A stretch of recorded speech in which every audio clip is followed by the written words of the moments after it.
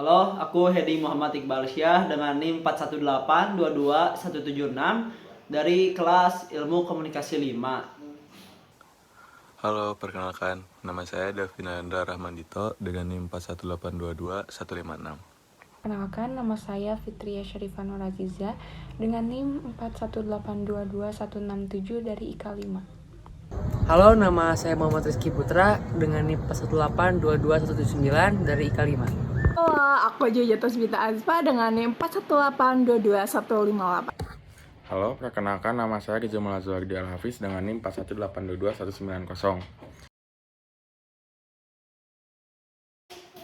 Merujuk pada KBBI sebagai sumber definisinya, dapat diartikan bahwa pornografi merupakan penggambaran tingkah laku secara erotis, baik berupa tulisan maupun lukisan yang bertujuan untuk meningkatkan nafsu birahi.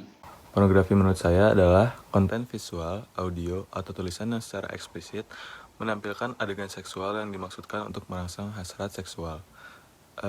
Isi pornografi seringkali menampilkan aktivitas seksual yang eksplisit dan biasanya tidak senonoh. Pornografi menurut aku yaitu konten dewasa yang mungkin bisa bersifat seperti teks, video, ataupun unsur-unsur lainnya yang bisa diakses di media sosial. Pornografi menurut saya adalah suara, gambar, tulisan, animasi yang berkaitan dengan hal seksual yang melanggar norma kesusilaan dalam masyarakat. Pornografi itu sesuatu yang berhubungan dengan persoalan seksual yang tidak pantas diungkapkan secara terbuka kepada umum. Pornografi adalah penggambaran tubuh manusia atau perilaku seksualitas manusia secara terbuka dengan tujuan membangkitkan rasa birahi. Dampak pornografi kepada perkembangan psikologi seseorang itu cukup signifikan. Beberapa dampak yang dihasilkan dari pornografi adalah kecanduan, merusak otak, dan keinginan untuk mencoba. Penting untuk diingat bahwa pornografi dapat memiliki dampak psikologis dan sosial, dan mungkin tidak sesuai untuk semua orang. Menurut aku sih pengaruh pornografi itu sangat bervariasi. Contohnya ada yang terganggu emosionalnya atau perubahan perilaku, tergantung faktor-faktor sejauh mana pornografi tersebut berdampak pada norma-norma di kehidupan masyarakat.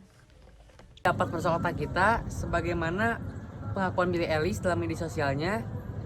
Dia mengungkapkan bahwa otak dia telah rusak karena pornografi. Jadi daripada kalian otaknya rusak, mending stop nonton pornografi.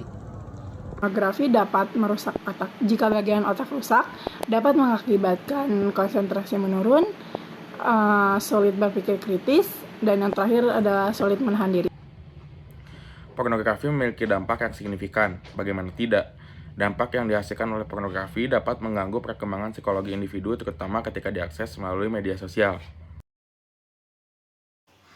Adapun upaya atau tindakan yang dapat dilakukan atau bahkan sudah dilakukan oleh pemerintah untuk mengurangi penyebaran konten pornografi di media sosial adalah seperti mengeluarkan undang-undang pornografi yang cukup ketat, kemudian melakukan pengelompokan umur di tayangan televisi dan memblokir situs-situs penyebaran konten pornografi.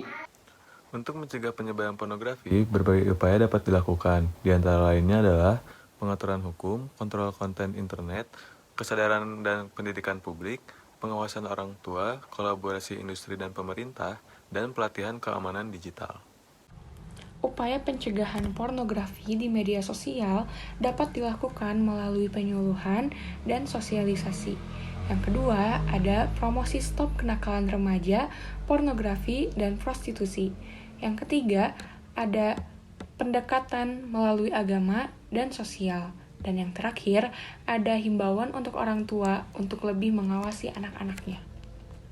Promosi stop kenakalan remaja, prostitusi, dan pornografi dengan cara membuat poster, contohnya di dalam lingkungan kampus, Hima bisa membuat poster lalu diupload ke media sosial tentang himbauan buruknya pornografi.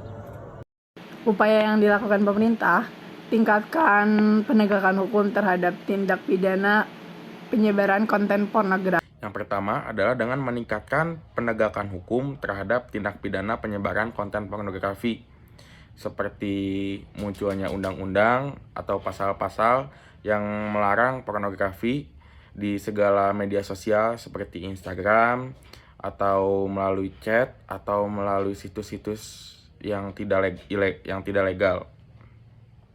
Kemudian yang kedua adalah memperketat pengawasan terhadap konten yang diunggah, seperti munculnya sensor di bidang media sosial di Instagram atau di TikTok dan lainnya. Ketika ada seseorang yang mengupload sebuah video yang mengandung konten pornografi, maka video atau foto konten tersebut akan otomatis terhapus dari media sosial tersebut.